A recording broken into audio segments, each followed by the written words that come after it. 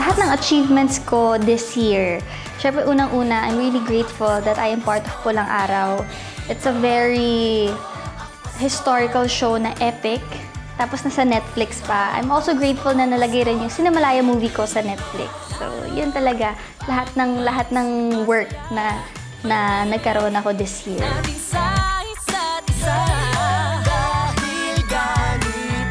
Ngayon, I really wanna say thank you to all my fans who supported me this year. Ang daming mga positive feedbacks online.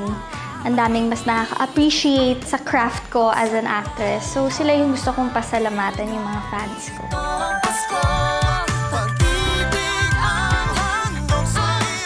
Actually, it's my favorite season every year is Christmas. Kasi pag Christmas kasi, alam mo yung sama-sama tayo mga Pilipino with our family, with our loved ones, and we really celebrate Jesus.